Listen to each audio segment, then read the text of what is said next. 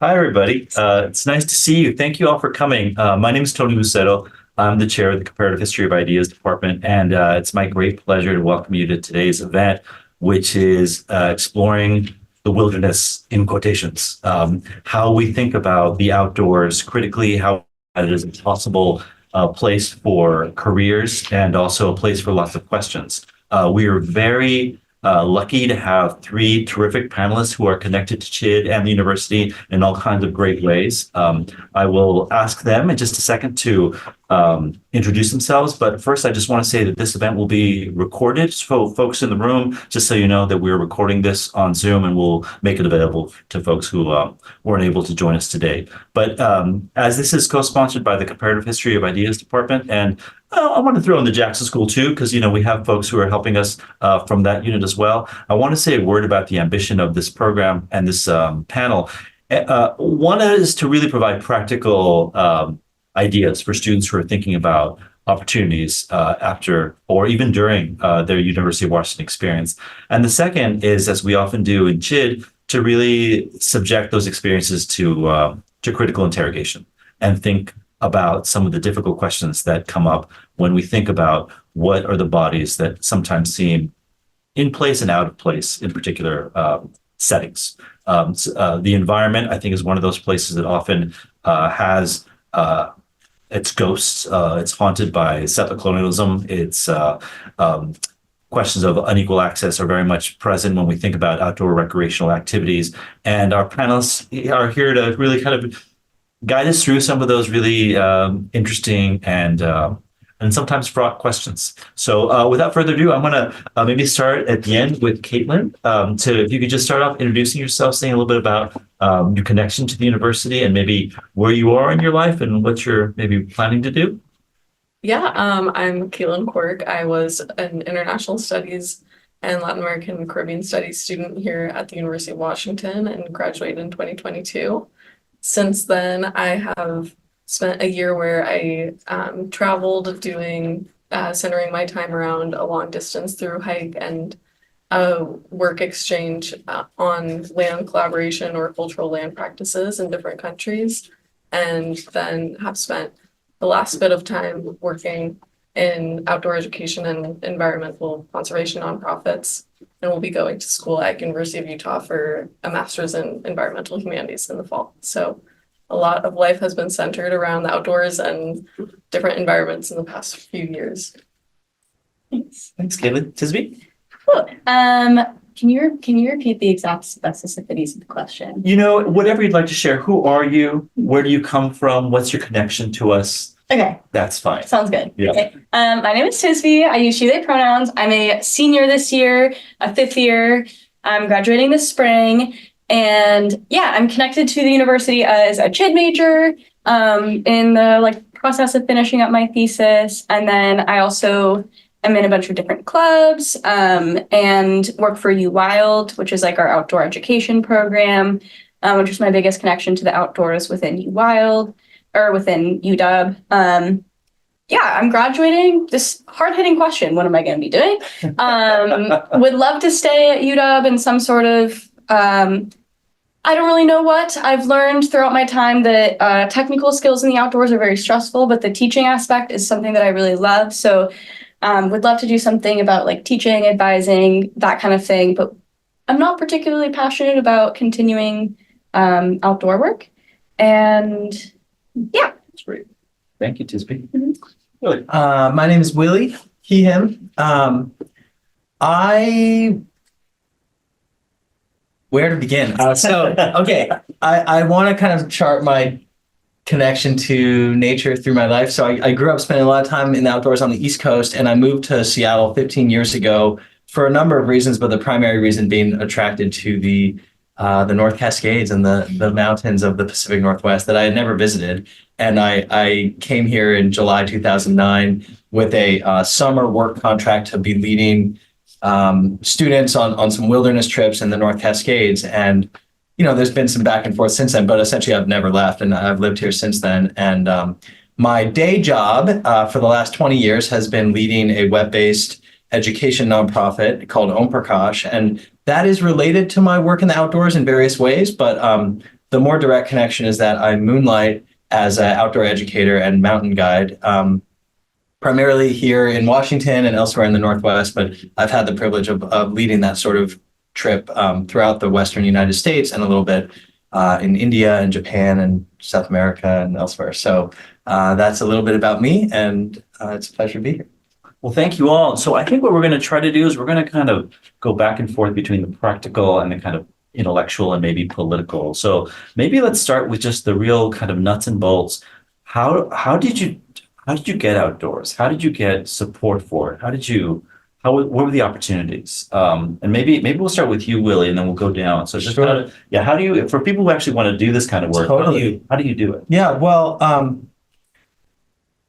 I'm anticipating some deeper questions and acknowledging the extent to which outdoor recreation is a very white and in so many cases like very privileged upper middle class activity. But because of that, I actually want to start by saying my earliest life mentor in the outdoors was one of my dad's friends in Maine who really lived at the poverty line his whole life and was a fishing and hunting guide and grew a big garden and kind of hated the government. And if you know the kind of Maine hippie farmer, went to Woodstock archetype, this is it. So I want to put a wrinkle right away in the assumption that no doubt my outdoor experiences through my life have in so many ways been enabled by my various kinds of privilege. And yet at the same time, it has not been all about getting dropped off at camp in, a shiny car. It's also been about hanging out with some people who haven't showered for maybe a couple weeks or more. And so, that my introduction was that sort of thing in Maine primarily. And then a really big thing for me was as a teenager, I went on one of these trips with this organization called the National Outdoor Leadership School, or NOLS. And it was a month-long trip in Wyoming in the Wind River Mountains. And that really kind of opened my eyes. And then to my own delight, like 5 years later, as a 21-year-old, I started working for that organization. And that's what brought me here. Yeah, similarly, it's really hard to answer a logistical question without getting political and intellectual, because I'd say the first opportunity was what I was born into, and it was very interesting. My dad's side of the family, super outdoorsy. They've been going to national parks for generations. My mom's side of the family has access to the outdoors, but hates it. My mom's favorite line is my idea of camping is staying at the Iwani, which is a super nice hotel in Yosemite. So very interesting connections to access, wealth, and also I didn't spend much time with my dad's family, so I knew that it was part of my family culture, and I didn't have a ton of immediate access to it through my relatives until,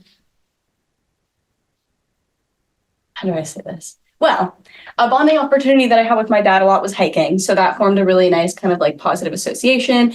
And then when I was 16, I was sent to wilderness therapy in Hawaii. And it was very fascinating experience, which I'll get into more, but definitely introduced me to kind of a place-based relationship concept with land and got me really involved in just kind of wanting to integrate my life in the outdoors.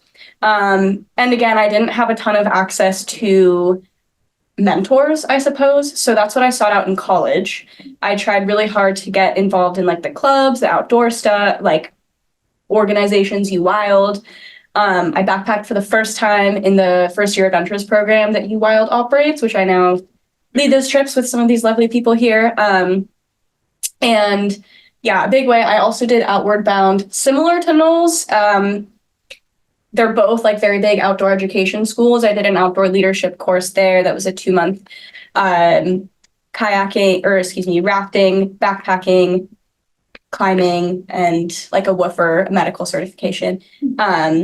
And so that gave me my outdoor leadership skills. And then I applied to be a wild guide, and that was how I got into the kind of professional sphere of it. Yeah, we all have such different experiences getting into the outdoors. I grew up in Colorado and was very privileged to be surrounded by the outdoors, but my family was not at all into anything outdoorsy, and that just was not a reality in my life growing up, to think of the outdoors as a place of recreation. It was more just where I spent my unstructured playtime. with my siblings. And so I think I grew up spending most of my time in the outdoors, just thinking about it through the lens of, or not through a lens, it was just unstructured play. And then when before I came to college, my friend passed away in a climbing accident. And so I became interested in how to connect to that through climbing. And I'd never tried climbing before. So I started seeking out those resources through UW's gym at Crags and the climbing club. And then that snowballed into becoming a UIL trip leader and getting into different outdoor activities. But it never came from a place of sport for me. It was always more tied to personal relationship. Mm. And then now I work for the Mountaineers in Seattle, leading climbing and backpacking trips and being an instructor in that capacity. Wow, there's so much I think I want to ask all of you about your experiences, and maybe I wanted to just kind of keep it thinking about those students who are just about to graduate. And maybe Caitlin, starting with you, you just not too long ago spent a year just going around the world doing all kinds of really remarkable things. Can you just say a little bit about what that was and how you made that possible? I mean, how did you just kind of financially, logistically possible? Just say how that happened. Yeah, so I, after graduating, spent a year doing workaways, work exchanges, and long distance hikes. And so I wanted to do that and embark on that because I was an international studies student and had the opportunity to see how different cultures think about land and environments, and also during university study abroad and see how I felt myself in those different environments. And one of a very formative experience was working in Ecuador on a sustainable agriculture program in the Andes in a Quechua community. And that experience really opened my eyes to how I see myself in different ecologies and how language shapes our perspective of the environment. And so through that, I wanted to self-structure something after college and have the opportunity to travel. Logistically speaking, I used Workaway and Woofing as sites to exchange labor on farms or different outdoor projects for accommodation. And then, Sorry, for the uninitiated, could you say a little bit about what those things are? yes, so Woofing is an acronym. I'm forgetting exactly what it stands for if anyone wants to help out here. World, then there's another W of organic farms. World Yes. workers on organic farms or something like that. Or worldwide, maybe? Yeah. There we go. Yeah. Worldwide organic. Yeah. And so it's a website that is a network of organic farms across the world that will host travelers in exchange for farm work. And oftentimes they are cultural experiences as well. And you get to live in different communities and it's an informal work exchange. And then Workaway is a similar platform, but it goes beyond the bounds of farming. So I worked as a climbing guide through Workaway and worked on bioconstruction of houses. And then in time after that, I was hiking. So financially, hiking doesn't often cost that much money if you have skills to in terms of like foraging or food, hunting, things like that. But I was lucky to have also like gear with me beforehand. So I spent very little money except for on flights and had work exchange experiences. And then when I went back to Ecuador, I was working.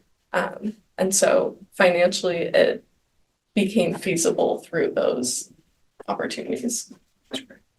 Tisby, I don't know if there's anything you want to share about how you can finance kind of doing these kind of things, or if you've had the opportunity to get support or. Yeah. So I think for me, wealth is like definitely a huge part of my relationship to the outdoors. And I definitely like use my family's wealth a lot to get access to the outdoors. And my family is incredibly supportive and was like very willing to help me with those accommodations. What I found just through like my working in the outdoors and other places that I've been, a lot of times there will be scholarships for like Outward Bound has scholarships that you can apply to go on those trips. There's also a really interesting dynamic of like to get the skills required to be an outdoor guide, you kind of have to accept doing free labor. But there are programs in Outward Bound that are starting to do like paid internships and stuff like that. UWild has a lot of like financial scholarships. So usually it's like through scholarships finding those, or at least in my experience, or those kinds of like WOOFs and other like exchange programs. Yeah, and a lot of guiding places you'll like live on site and have your housing and food paid for. And you're not really getting paid appropriately, but at least your housing and food, yeah. So what you make is surplus, yeah. That's what I would say. That's great. That's great. Before I go to Willie, I just want to also, because I know Caitlin well, I was her thesis advisor when you were back in the day when you were an undergraduate student. I remember the very first year you were at UW, you applied for lots of stuff. You actually got a grant from our program in Latin American Caribbean Studies to spend the summer in Costa Rica. So I just mentioned that because I think there's lots of opportunities at universities that we can often kind of tap into that we can purpose for, you know, as platforms for other things. So yeah, thinking about being a student again, logistically, like for summer internships, and having those opportunities, especially in environmental or outdoor work that aren't fairly paid. UW funded much of my activities when I was here through scholarships and grants. So I'm very grateful for the LACS department and the International Studies department and Mary Gates Research Fund. There are a lot of different resources out there. Yeah, I know TISB's also taking advantage of those, some of that Mary Gate money. Oh yeah, there's so many hidden fundings at UW. You just have to like learn where they are, which you have to do on your own. So it also is kind of inaccessible, but yeah, UW has a lot of money to give its students. Yeah. So we go find it. There's no sort of coordinator for student There's like funds. There's like a scholarship office, and your advisors are like Cynthia helped me a lot with finding different avenues. I don't know if you all can speak to anything else though. I feel like you do kind of have to like search for it. Like no one's gonna just tell you about it. Unless you come to this panel. Unless you come to this panel. Well, you want to add that? Sure. I mean, you can take that same point and apply it a bit more broadly. So just like you all have mentioned, you know, even in a sort of predominantly white dominated space, there are a lot of on-ramps that exist for underrepresented people from underrepresented backgrounds, but you have to know that they're there. And so NOLS, which is the organization I work for the most, NOLS.edu, they have an instructor and training program that very much targets folks from underrepresented backgrounds in the outdoors. And then I've also worked a good bit for a company based here in Seattle called Alpine Ascents. Their guide manager is a woman named Mary Brown, who's a wonderful human, and she has single-handedly started their I think they call it a guides development program, but again, very explicitly targeting people of color and just people from historically underrepresented backgrounds. So I don't in any way mean to deny the accessibility challenges, and I'm sure we'll talk more about that, but I also have this concern that can become a self-fulfilling prophecy, and people think, well, I'm interested in this thing, but there's no place for me there. And in fact, like there are lots of people who are trying to create those spaces and those on-ramps, and so it's just about finding them. No, that's a great segue, Willie. I think we do want to start asking some of those tougher questions about accessibility and maybe even broadening a little bit, because I know this is also part of your intellectual life. So how do you come to think about these questions, you know, as an intellectual set of challenges? You could say a little bit about that. Well, there's so much there. I want to talk a little bit about our idea of wilderness. And in the US context in particular, I think it's important to understand that, because a lot of people don't know this, forgive me if you already do, but there is a legal definition of wilderness as defined by the Wilderness Act, 1964, which is like the highest level of protection of any land designation in the US. So you can have national forest, national park, state park, all this different stuff, but a wilderness area is the most protected, is enshrined in the idea that it's really not meant for human enjoyment. If humans can get there, that's great, but you can't build roads. There's no mechanized travel, so that includes bikes. You can't even use a chainsaw to like clear a trail. So it's an interesting thought experiment. Maybe we don't have time to go down this road, but to think about like what were the circumstances in 1964 America that led to this piece of legislation that in so many ways is really anti-capitalist. It unlike a national park, which you can say, oh, well, this is about generating revenue and all this stuff. Like wilderness areas, some would say are a waste of resources. But it's in a beautiful, maybe overly romantic way. It's a way of saying, no, there's some intrinsic value to the wild. And of course, we can also have wilderness with a lowercase w and just say, oh, it's great to go out in nature. And that's a similar thing. But I just want to pause on this idea. We live in a country where the idea of wilderness has been enshrined in legislation. And I, like many others, have been sort of inspired by that and have sought out those spaces. And the critical perspective that we have to have is, first of all, recognizing that places that seem pristine and, untouched by humans, actually, in many cases, used to be populated by humans who were forcibly removed or killed. So that's part of the history of this country and what we think of as, the Wild West and the wild, beautiful expanses of land. So we need to start with that. But secondly, and there's so much more we can say, but I'll stop here. There's an important critique that sort of says creating this idea of the wilderness, the wild, beautiful spaces, and calling that nature or calling that the environment sort of perpetuates this bifurcated thinking where we can then sort of pollute and destroy everything else.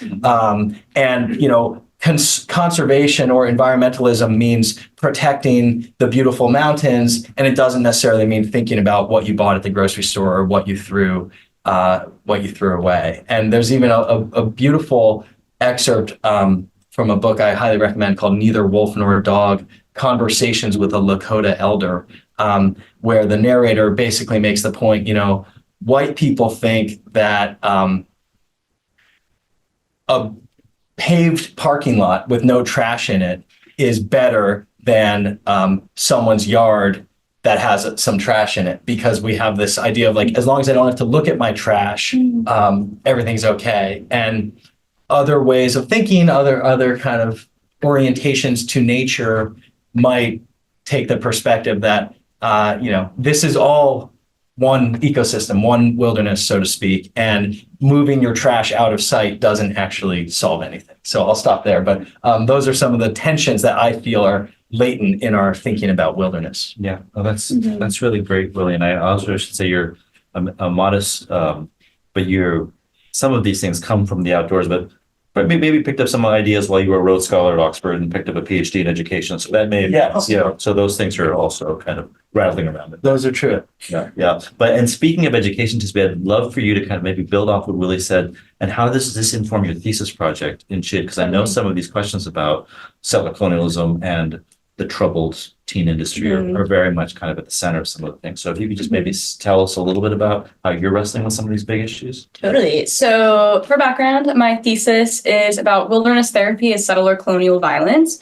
So thinking through, to give a definition, wilderness therapy, first and foremost, is a carceral institution. And it's part of the troubled teen industry, which is an industrial complex of carceral institutions that targets wealthy white families to extract the child who's under 18 for like deviant behaviors, which is defined in any way that the parent or adult sees fit. And essentially the child is like capital. It's a very expensive program. So by a child being in that space, their body generates a lot of revenue for the program. Wilderness therapy as a branch uses the outdoors as the mode of like healing or therapy. So it utilizes all of these concepts of nature and indigenous ways of knowing specifically for profit. And it's very interesting form of extraction because it's not really visible, but it's extraction for not a relationship, but the benefit to the human, and also is non-consensual with a lot of the people there. so there's that aspect, but then also a lot of my thinking is relating national parks to indigenous land dispossession, exactly what Willie was talking about, and thinking about like what does it mean for all of these rich white kids to be going to a really privileged space that they don't even really want to be in, and these companies making millions of dollars from reproducing indigenous knowledge in colonial forms, and yeah, so that's kind of how I'm grappling with settler colonialism, and then kind of what it means to be unwillingly participating in settler colonial violence. And yeah, kind of like what that looks like in advocacy work, especially for like people who have graduated from the troubled teen industry, have a ton of privilege and also experience with incarceration and with the outdoors, and thinking about, I've really lost my train of thought, but thinking about advocacy there. But anyway, so a lot of the ways that I think about settler colonialism within my research is a lot about thinking of like the invisible things that we don't see. And a lot of my research was picking apart of the things that I didn't know existed. And it's super based on like continuing lifelong education. And I'm like always thinking through new things that I didn't realize. And the violence is so hidden. Like going back to my mom saying that her favorite hotel is her idea of the wilderness is the Ahwahnee Hotel. That's in Yosemite National Park. And I learned in my thesis that Yosemite is the Ahwahnee word for killer. Because when the Mariposa Battalion came in and burned all of the indigenous villages and genocided the population, they yelled Yosemite as killers were approaching. 10 years later, the national park was founded, and now the Ahwahnee is named after the indigenous peoples of the area. My mom, as a wealthy white person, is occupying these spaces with no knowledge of any of this history. And so it's just kind of an interesting, like really invisible violence, and that's what I'm focusing on. Thank you, Tisby. That's so powerful. A lot of scholars have noted that settler colonialism really covers its tracks. And I think what you're describing really is a great illustration of how that violence gets covered up. I also appreciate how you're visibilizing the importance of Native peoples today as how we continue to think about the land. And it makes me think, Caitlin, of your own thesis work. And could you just say a little bit of how, especially when you were in Ecuador, how indigenous ways of knowing were important to you as you were kind of going to that new space? My thesis was on migration from Quechua communities in the Andes to the United States and the worldviews, and how worldview transferred across borders. So that goes along with the invisibility of violence in terms of borders. And so while working with Quechua communities, I think some of the main things that stuck with me were different forms of traditional ecological knowledge showing up in not only communal practices, but also language and cultural values that were held in celebrations and in religion. And so I think I can think back to a specific conversation I had with Carmen, who is a Quechua woman who I was living with at the time, and I asked if I could go for a run on this mountain and if that was okay, because there were some fences and I didn't want to like go on anyone's property. And she was like, in this community, we don't have the concept of private property. We don't own this land. You can go on the land where you want to, but you shouldn't think about it as encroaching on other people's property because you're commodifying the mountain. This mountain has cultural significance and has also been a source of food and life for a lot of Quechua people. And that really just stuck with me because it was so ingrained in my thinking that this would be private property or land ownership. And I carried that with me to Ecuador, that vision and belief of how land and wilderness is structured. And so I think thinking about that in the US and here in Seattle it also rings true about different borders and how environments can be weaponized.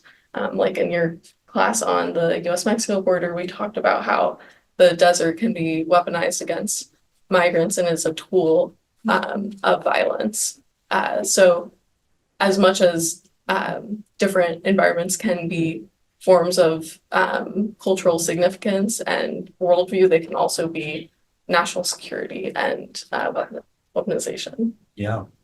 Those are such great observation and insights that you all are providing us. And I want to maybe ask one final kind of broad questions from everybody, and then maybe we can open it up to a discussion with folks here in the room and on Zoom.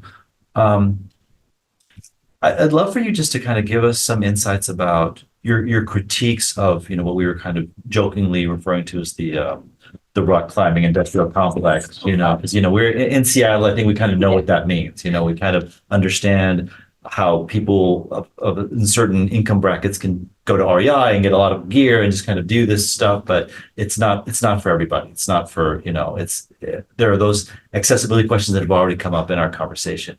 But alongside that, I'd love for you just to maybe expand more on is there like a decolonial possibility for folks to do this? Is there a way that we can kind of engage this ethically? Like, what are the kinds of questions that you would encourage people to ask as we even as they explore some of the opportunities that you've already kind of mentioned? So maybe Willie, we'll start with you. Sure.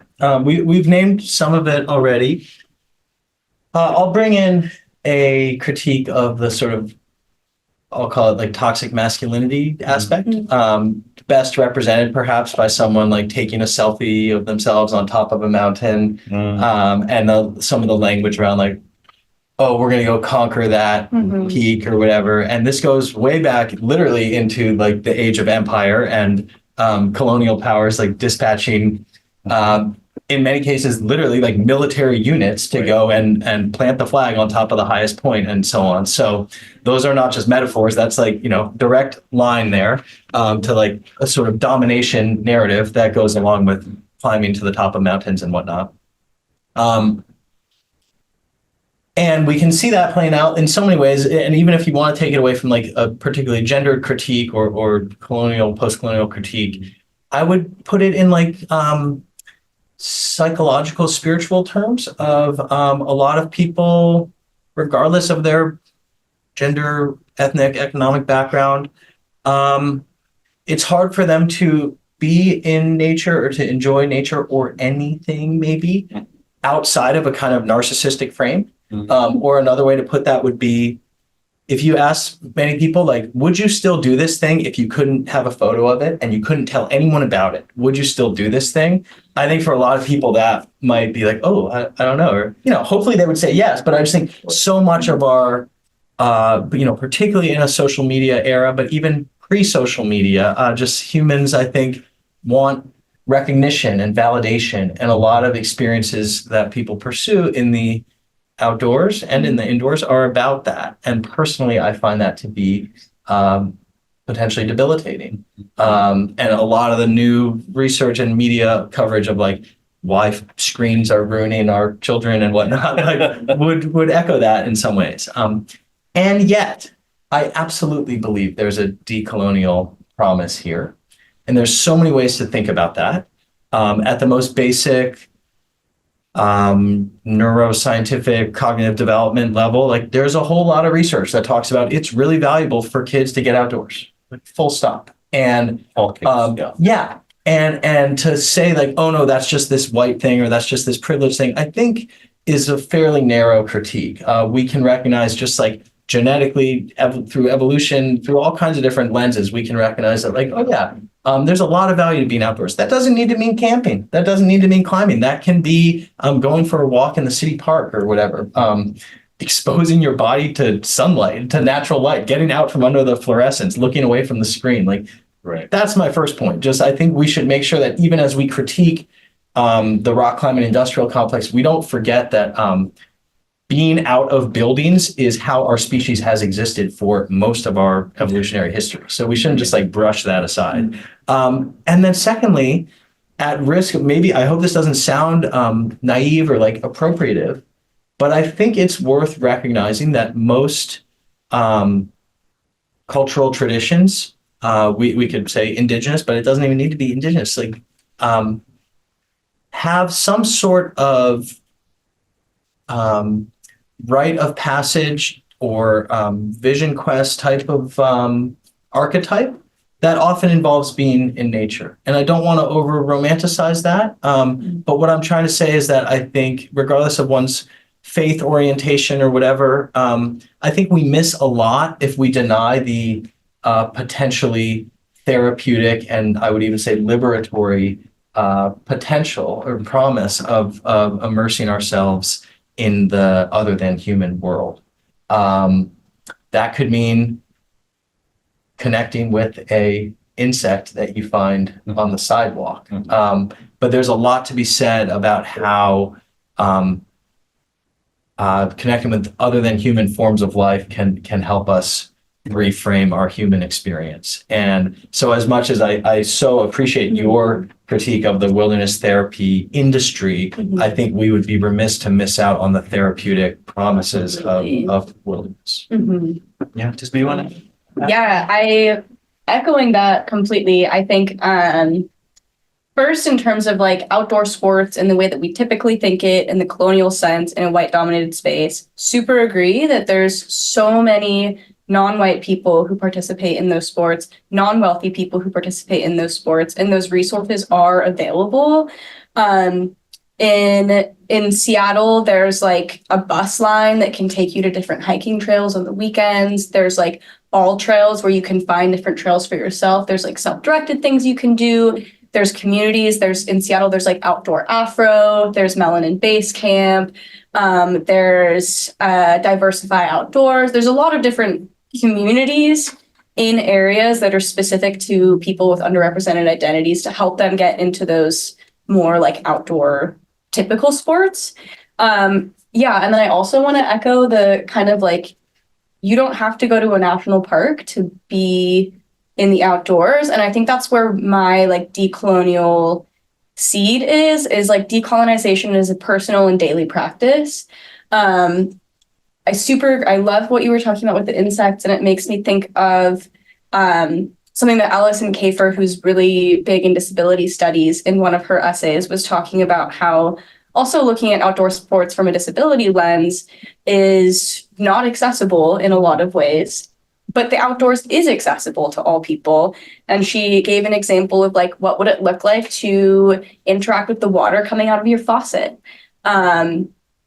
Like it's all around us. And so that's what I really like to do. And I think that decolonization starts with you and your lifeways. And so I try really hard to create a relationship with the outdoors wherever I am, in the city, in the national parks, wherever.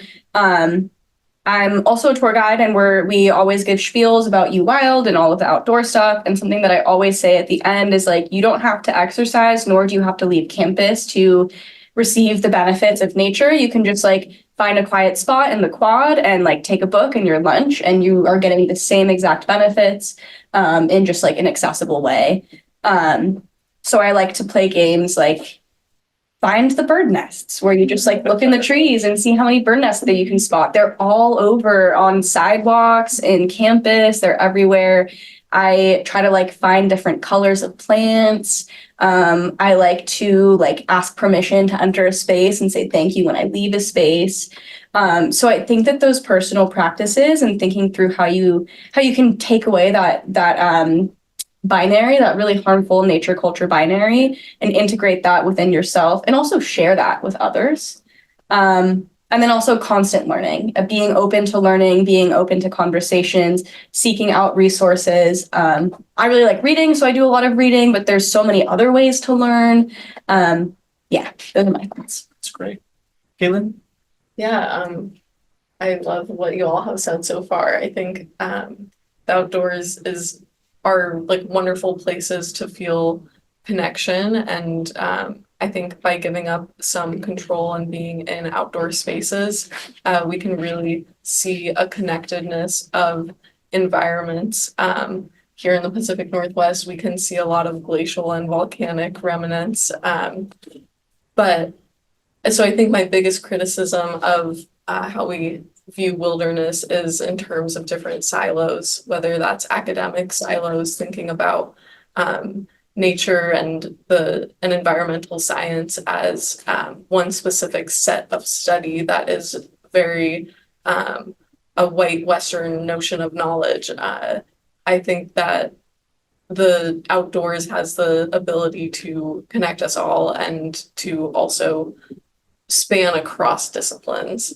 And so I think in academia, that is a critique I have, that studying the environment and being a curious person in the outdoors doesn't have to look like environmental science, as it is deemed today.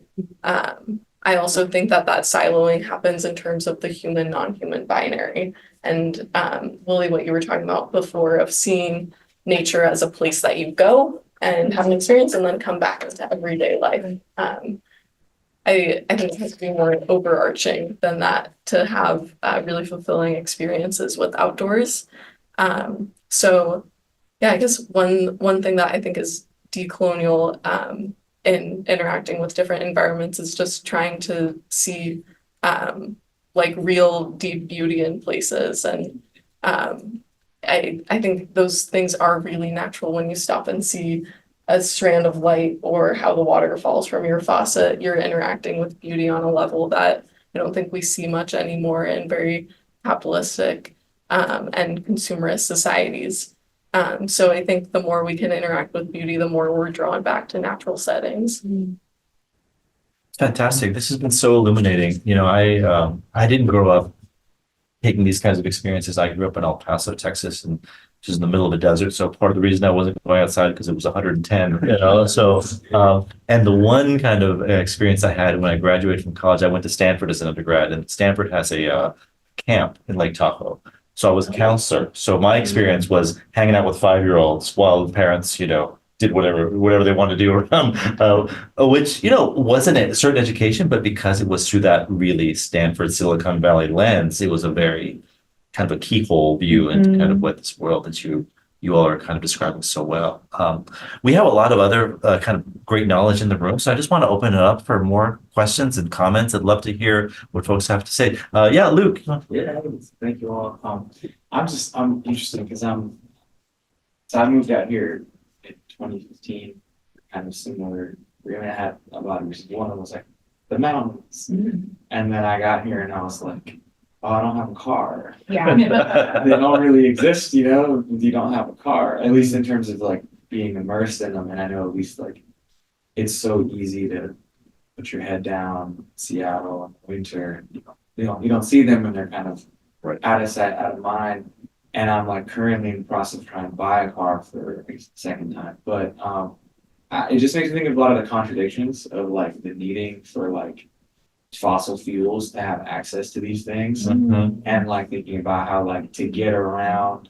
I mean, obviously I know there's like a lot of progression in terms of electric vehicles in the recent years, but to like get around in like logging roads, like you need stuff with like a lot of torque. People drive diesel out there, like just stuff like, I don't know if you guys have any thoughts on some of the kind of the contradictions of like, the natural world, and then like just how much, I mean, obviously the biggest polluters in the world are like the U.S. military, like airlines, right? Not to be like, oh yeah, this is everybody driving out to, out to Clay Ellen to go rafting is where the reason the planet's dying. Like that's not what I'm saying, but I don't know. How do you reconcile some of those contradictions of like what it takes to get out there and the kinds of lifestyle decisions you have to make to participate in those activities? Well, that's a great question, Luke. What do y'all think about these carbon footprint contradictions? I can take a crack at it. Yeah, one thing I've learned in Chit is I have yet to find a space where there are not contradictions that you have to like, constantly live with. Yeah, and a lot of what I'm thinking about there is kind of like compromises and intentionality. And I agree that the main polluter, like you are not going to kill the world by like driving to a hike, but having an awareness of that is really important, and like carpooling with people, like sharing that resource with others. I have a car and a big one of my biggest takes is that like it's such a privilege to have a car, that part of that responsibility is sharing that privilege with others. So like giving as many people as possible rides when I go into the outdoors, or lending my car to people who want to go on the outdoors by themselves, whatever. And then also thinking about fossil fuels and cars and these things as colonial tools that we can sometimes use to our advantage. And I think a lot about like indigenous cultures who are adopting colonial tools in their own communities for their own like lifeways and advantages, and thinking through kind of just, we have to like live in that space of discomfort and awareness. And I think that like allowing yourself to use colonial tools and be aware of the impact that those tools have and how you're using it, how your positionality fits into how you're using those tools, is just like a necessary sacrifice to getting into the outdoors. Caitlin, you want to- Yeah, I think it is something that you have to personally grapple with and determine your own limitations. And so I think a great thing to do is do as many like everyday adventures as you can around where you live, and bike and do all of these things that we know don't use fossil fuels. But I also think that it's often, climate change is often viewed in the US and in Western countries through this like commodifying doom mindset of fossil fuel consumption and of seeing environments as only their natural resources. And so I think that's another thing to think past, of how can we not see it in terms of doom and in terms of like personal strife, but like more just making decisions that can impact our everyday lives, to consume less and to interact with our environments around us more. Will, you want to? Well, an argument that we can consider, which is maybe a straw man or straw person argument that I'm happy to tear down, but is that if people don't know what they're conserving or protecting, then they won't. And so that there is some argument. You hear this a lot, I think, in like the mountain guiding and sort of outdoor ed space of like, again, it's a hypothetical, maybe hard to prove, but that flying a bunch of Microsoft executives to Alaska for a long weekend hiking trip is a ridiculous carbon footprint and maybe straight up shouldn't be happening. And yet, if they have the political power and the financial power to maybe influence whether or not we're drilling in such and such new area in Alaska, like maybe bringing them there matters. And so I think you can sort of make those arguments. That applies a little less to like the personal recreation, but I think it's worth considering, because if we take the argument to the logical extreme in the other way of like, if we love nature, but we use fossil fuels to get there, so therefore we just should never go there, that almost slips into this kind of like nihilism almost, which is way bigger than this conversation, but it's kind of a conversation about like, how do we live amidst climate grief, or, in the age of the Anthropocene, like how do you summon the moral conviction to do anything? Or should we just hate ourselves for living through this? And on some level, it takes, I think, a kind of existential leap to say, I'm not sure where this leads or how it all adds up, but I'm just going to do the best that I can in this moment. Great. Good answers. Yeah, those are the good questions. Those are good answers. Other question? Yeah, Maya, please. It's another grappling one, sorry. What we're here for. I'm a pretty serious horseback rider, which is one of the most probably privileged outdoor sports that there is. And I do like something called cross country jumping, which is like very like beautiful, galloping through fields, jumping over stuff. And at the same time, it was developed as like the sport's history is British cavalry tests. And horse sports are also something that have historically been kind of imported to English colonies, such as those in Africa, as a sign of like elitism and colonial power. And so I know that that's kind of probably a more extreme example of a sport that has colonial and violent history than like through hiking or something, but at the same time thinking about like expeditions and history of that sport. I guess I wonder how we can think about continuing on like violent traditions through sports that are like no longer violent, at least in the same way. I don't know. Yeah.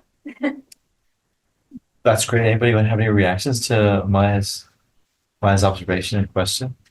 That is so interesting. I think initially, I would have to think a lot about this question, but there are so many different forms of violence that we interact with all of the time and a lot of brutal histories. And so I think by, first of all, knowing that and grappling with it is already a step in the right direction. But then how, I guess a question is, how do you see yourself undoing that violence, and how can you be a link for other people who have historically been hurt by this violence to either reclaim this sport or be involved in those spaces. And so I think that's a question that you would have to ask yourself and go forward with. But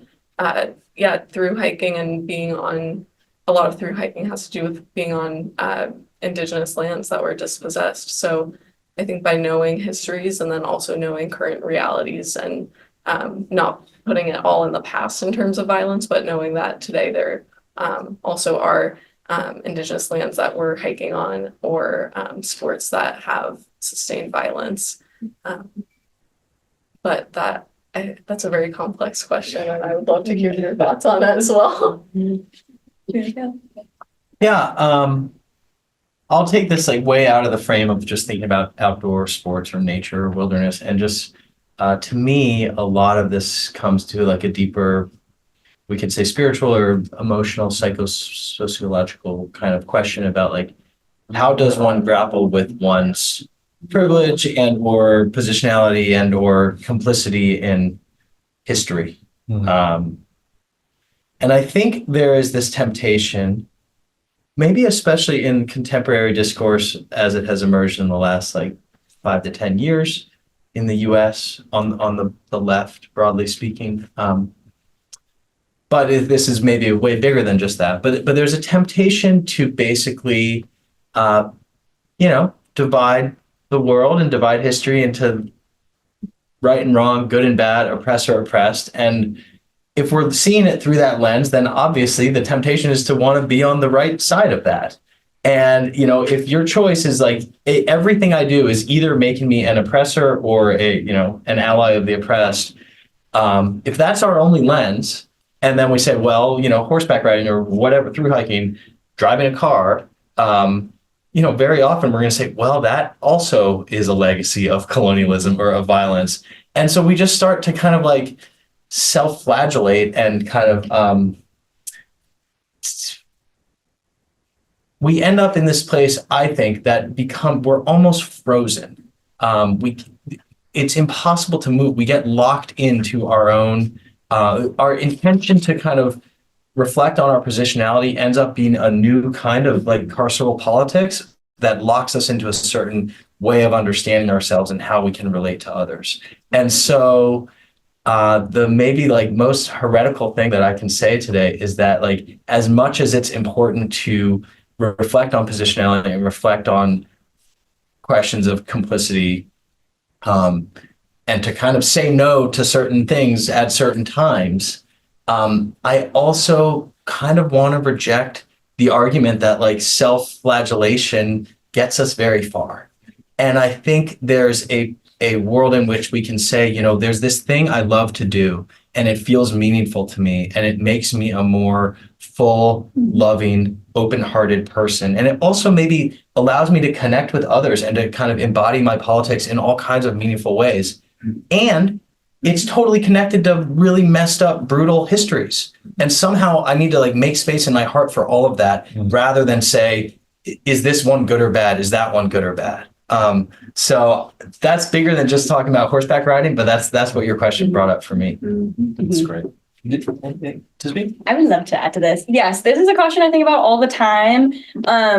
Especially because I wrote a book about how interacting in the wilderness is like a really violent thing and enforces all these things. And I'm also an outdoor guide and profit from leading people in these outdoor spaces and don't really intend to stop that. And don't intend to stop enjoying the outdoors. And so, I wrote a little mini essay about it where basically my thinking is very similar to Willie's in the sense that I embody a lot of the critiques that I'm making about, all of these romantic ideals of the wilderness, all of these occupying spaces, the continuity, settler colonialism, all of these. And I'm also enjoying these outdoor spaces and will continue. And so my thought process on that is that that is good and okay. And the biggest part is awareness and thinking through what can you do about it. So in the context of the national parks or outdoor guiding, a lot of it is passing on that knowledge, learning everything that I can, and as an outdoor educator, educating others. And you can advocate, you can listen to specifically to national parks or wilderness designations. You can, most Indigenous communities in those spaces have interactions with the national forest parks, have their own ideas of what they want to happen. So you can listen to that, advocate for those needs as well, or just listen to the Indigenous communities of the area. And also another thing to think of is that removing yourself from a space because you think it's violent and it's violent, make sure that that space only has people who aren't aware of the violence. And so by putting yourself in those spaces and taking advantage of your access to those spaces, that gives you a really beautiful opportunity to spread that knowledge and help other people reconceptualize their ideas of the outdoors. So I think I agree that this constantly beating yourself up for embodying all of these really harmful ideas, it's not necessarily productive or helpful. And I think that allowing yourself to hold this dialectic of I'm participating in violent systems and I'm finding ways to push back against those violent systems is a good space to be at. And also just a constant thing to come back to and reevaluate and to keep learning. It's a lifelong thing is kind of how I think of it. It's terrific. Yeah, that's great. I'm just thinking about some of the questions that have come up, and I was wondering, especially, well, I think all three of you, but as people who also are educators in these spaces, and I was thinking about what Willie said earlier about the lone toxic masculine dude going to the peak by himself, which is often ignores, right? So much labor of other people and environmental costs and so forth. But what have you seen that's been that you've experienced as teachers, especially, where being in these spaces together can be really generative that way? It made me think also of Thoreau and Walden, right? Yeah. It's sort of vision of this, mythical wild, and the solitude is maybe part of that in a certain way of looking at it. But also I think being together in community is powerful. Mm-hmm. And it also did sort of make me think of images we were seeing today of the lawn of Columbia University with tents all over it, actually. This really interesting space of people sharing food and trying to make sense of and change a very awful situation. Mm-hmm. Thanks, Nick. It's great. I mean, I could talk all day about this because without a doubt, the thing that keeps me coming back to the work of being an outdoor educator is those relationships. And it's just amazing how much being in that sort of environment, I'll call it an expeditionary environment, just you're with a group of people, you're more or less cut off from communication and other resources, and you just come to depend on each other and you face it's an incredible little mini social experiment in so many ways, because our natural tendencies maybe of that person annoys me, but I'm just going to go home at the end of the day and complain about it. Or, we have to engage in these like intellectual spaces or via email or whatever. But we can kind of like fake it. Like all of that is kind of stripped away when it's like, we need to make dinner together and the wind is blowing really hard. And I'm actually like kind of scared or tired or hungry or lonely or whatever. So, it just like supercharges relationships where I find that, a group of 10 strangers, total strangers, after 4 or 5 days in the wilderness, you'll be having conversations that maybe you haven't had with your work colleague after 3 years of knowing them. And that's just so profound. And I could tell a lot of stories of students I've had where their lives are profoundly changed. And sometimes they know it and other times they don't, but it's evident in other ways. But like, I think any educator would say this, but there's just nothing more life affirming than hearing from a student 6 months later or 6 years later who says, hey, by the way, that thing we did together really shaped me. And I'm so fortunate to say that I've had quite a lot of that. So that's what keeps me coming back. And the last point I'll mention is within the outdoor ed space, there's a tendency of younger people who say, oh, I love camping, paddling, hiking, climbing, whatever. I want to be an outdoor educator. If they don't love the teaching and they don't love the students, they'll never last. Yes. But the people who stick around are those who, it's not just because they love climbing the mountain or whatever. It's because they find some deep nourishment in those relationships. Yeah, I love that. Echoing that as well, my absolute favorite guiding experiences are first year adventures programs in UWild, which are the ones where it's all incoming freshmen who are going to be going at UW and they're longer trips, 4 or 5 days. So true that the outdoors, like, you're gonna have to work through your conflict. You're gonna have to, like, you just do form relationships and have tension in much higher degrees. And also much more room for embodied learning. And Alex and I led a trip in the Enchantments that was super, super fun. And we had a really, really good group that got along super, super well. And so and they were super receptive to learning. And so we had several instances. We taught them a lot of various different things, technical skills, soft skills, hard skills, all those things. But one lesson we had was about the Indigenous history of the area. And we had it like sitting on a river after we had gone swimming. We talked about the lands we were on. And we talked about like resources at UW and different classes, different books they can read. And at the end, I had people emailing me asking for recommendations about AIS classes they could take and book recommendations and like places they could learn further. And so, yeah, I think those outdoor spaces, people are more receptive. It's a better learning environment for a lot of people. It's more communal. There's a lot more conversations and less like hierarchical, like, I'm your teacher or whatever. So, yeah, I think those spaces are so beautiful and I think really stick with people. And, yeah, I think that's one of my favorite parts about outdoor education is like finding the beauty in what you can teach and how you can teach it and how you can help people continue teaching themselves and learning from others when they're not in those outdoor spaces.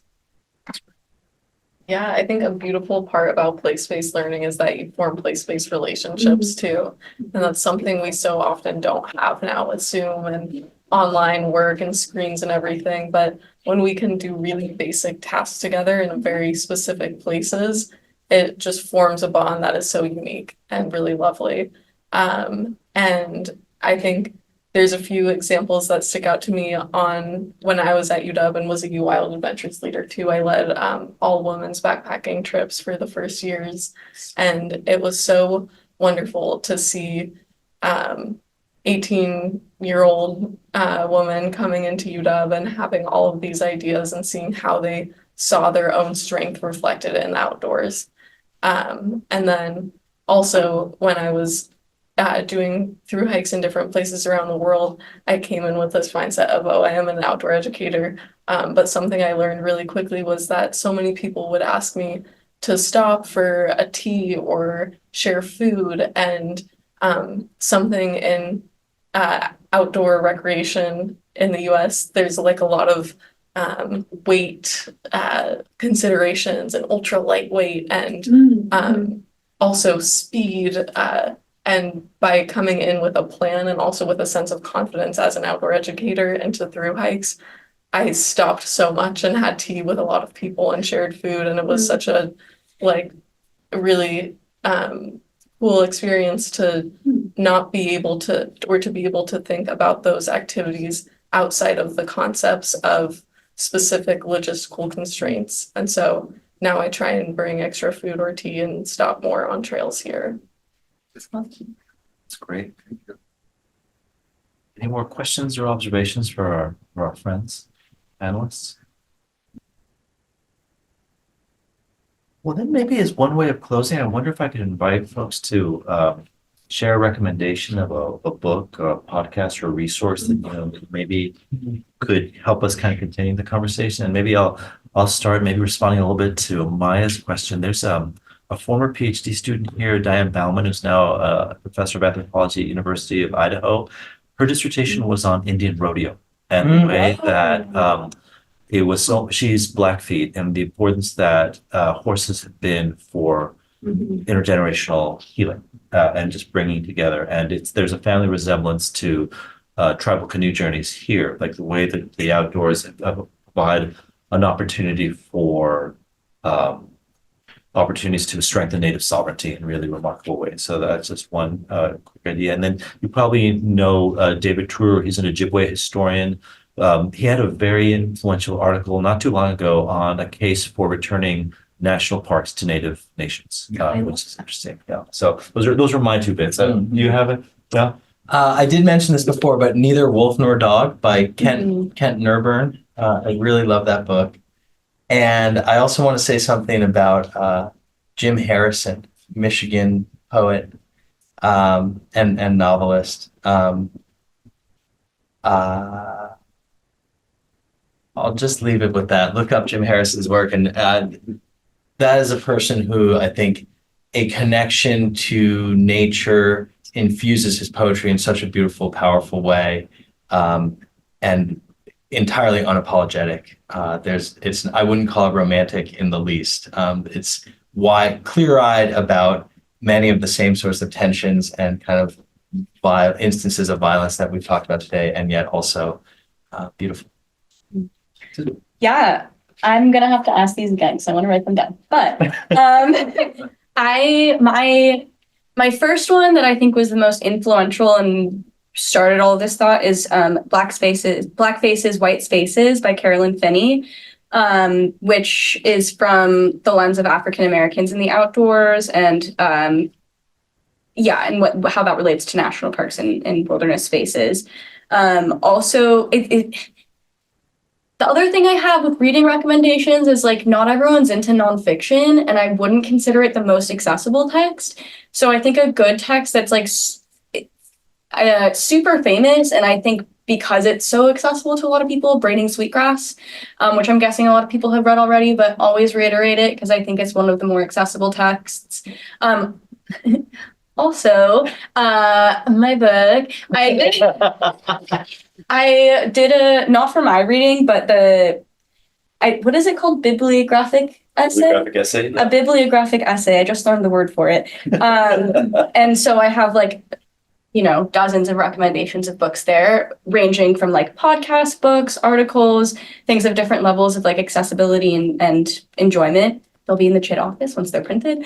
But so if you want like a longer list of sources, then that is a good resource. And you can also come to the CHIT thesis celebration on May 21st in the Peterson Room at 2:30, and you can learn more about it. Yeah, there will be media coming out of it.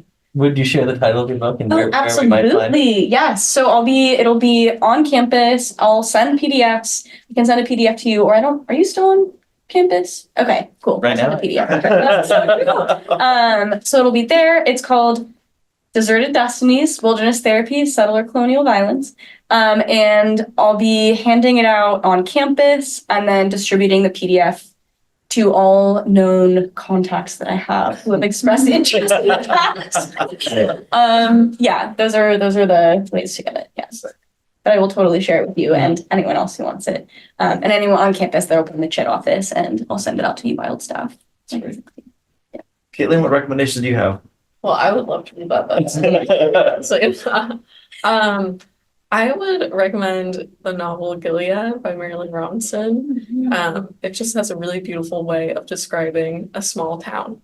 And I think that by seeing like the smallest pieces of a tiny flyover state, we can see the beauty in a lot of different things, especially when we have the North Cascades and the Olympics and Puget Sound here. It's great. One final recommendation. I often start a class that I teach with David Wagner's poem Lost, which David Wagner actually used to be on the faculty here at the University of Washington. It's a really great, it's a great kind of meditation on what it means to be lost and how you should ask permission from force to go in. It's really lovely. It's a short text and it's really, you can find it online. Anyone else have a recommendation? Yeah, anybody in the room want to shout out any recommendations? Besides Tisby's book, which we'll be recommending to all our friends and family.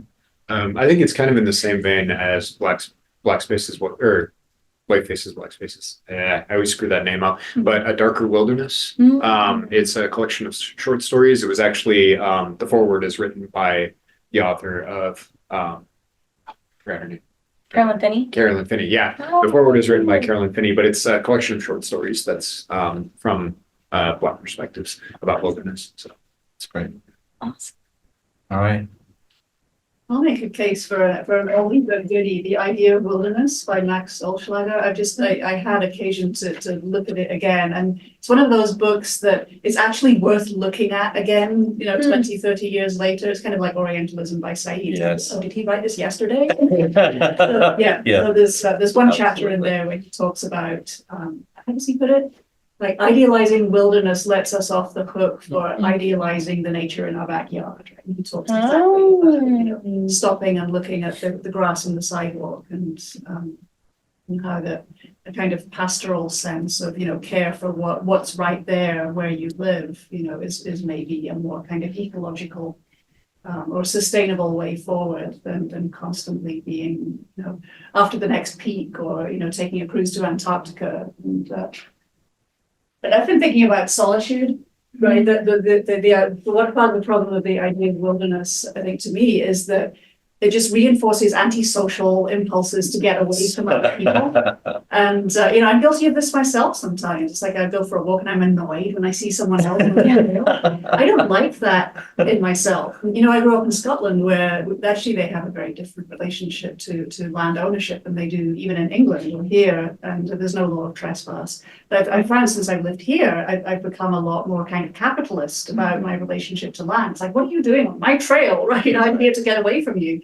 But I think that by bringing like community and relationships in the pedagogical work that you're doing into those spaces, it's kind of a way of maybe subverting one of the really problematic things about the idea of wilderness, which is that it makes us intolerant of each other. Yeah.